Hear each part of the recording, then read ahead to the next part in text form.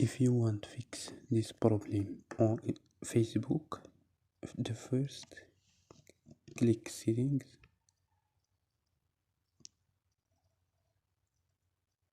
and click apps and notifications. Click apps,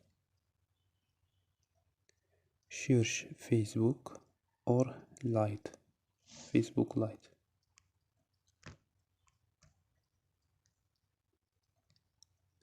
And click storage.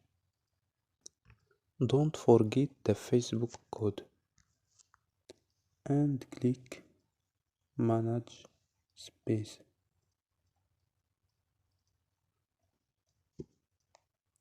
After click OK or click delete data. So don't forget like and subscribe. Bye.